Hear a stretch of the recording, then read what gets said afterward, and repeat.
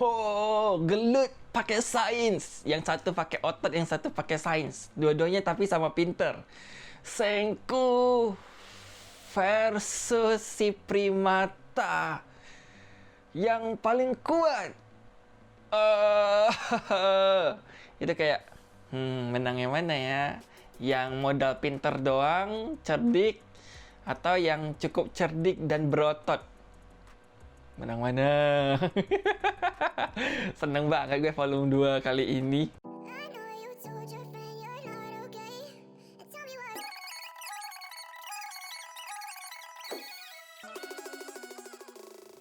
Halo Mulafaz, balik lagi bersama gue Rio. Ini masih dalam suasana tahun baru gue rekamannya, dan gue bakal nge-review Dr. Stone volume kedua. Dan ini penampakan covernya. Melanjutkan dari kisah si Senku dan teman-teman.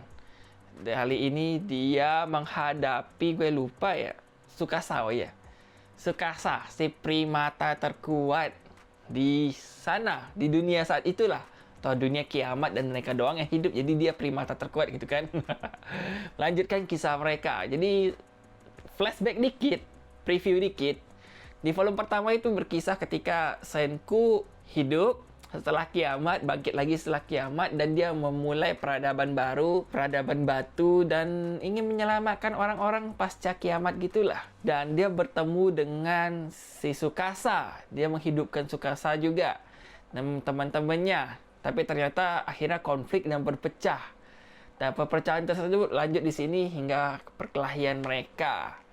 Di sini, jadi di sini Senku dan teman-teman versus Tsukasa. Tsukasa yang ingin menguasai dunia, punya ideologi kalau dunia ini karena kebetulan udah kiamat harusnya lebih baik dipimpin oleh orang-orang muda. Sementara si Senku ingin mengembalikan dunia seperti dulu.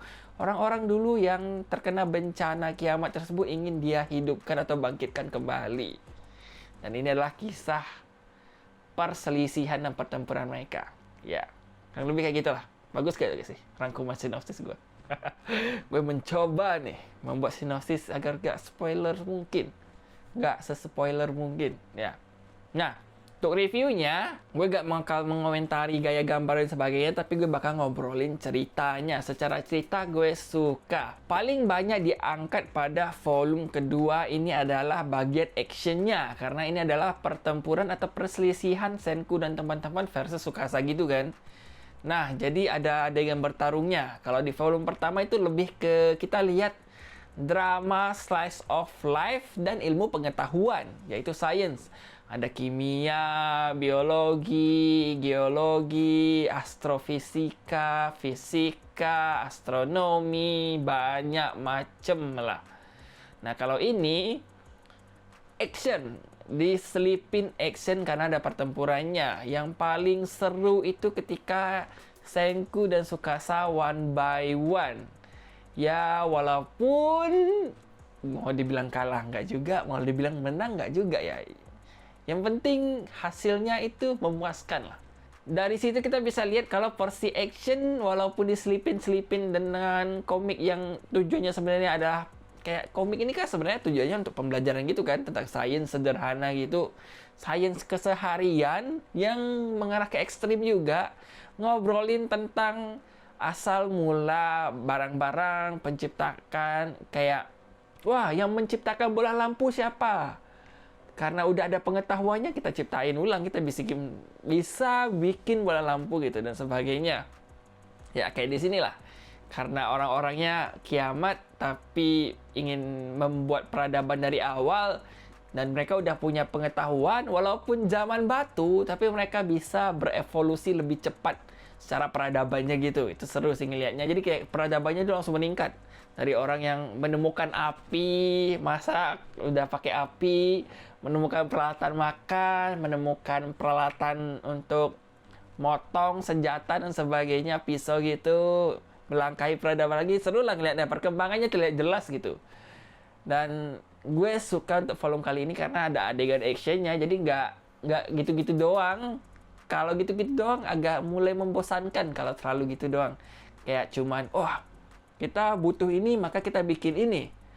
kita butuh ini, harus kita cari ini dan bikin ini gitu. Kayak gitu-gitu doang. Cuma menariknya itu the sleeping action, komedi, dan fakta-fakta yang menyenangkan alias fun fact tentang sains gitu loh. Oh, bahan kimia ini. Oh, logam mulia ini. Oh, bahan kimia. Oh, tumbuh-tumbuhan. Oh, itu ini banyak lah.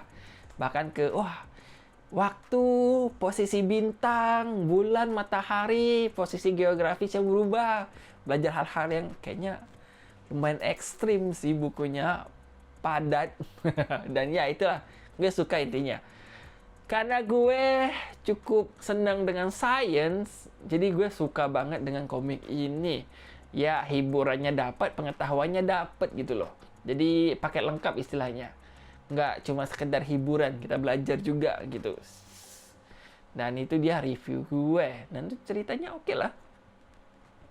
Dan lanjut sampai volume ketiga nanti ya. Gue bakal lanjut baca terus, tapi nggak tahu apakah gue lanjut review terus. Karena kayaknya kalau gue review per volume bakal membosankan kayaknya. Jadi gue kasih tahu dulu di sini. Mungkin gue bakal review dalam bentuk video sampai volume ketiga. Kalau kalian pengen lihat review volume-volume berikutnya, mungkin gue bakal upload di IG gitulah. Jadi lebih ringkas. Kalian tahu gue udah baca sampai volume berapa dan opini gue berapa atau bagaimana. Dan kalian lihat di IG gue aja. Di deskripsi ada IG gue. Nantinya ya, yang penting ini udah volume 2. Nanti kan volume ketiga, ya bulan depan kayaknya. Lagi banyak komik yang pengen gue baca dan gue review, dan buku horor yang baru banget banyak. Jadi ya gitu dulu. Sekian untuk review kali ini. Sampai ketemu di video gue berikutnya. Bye.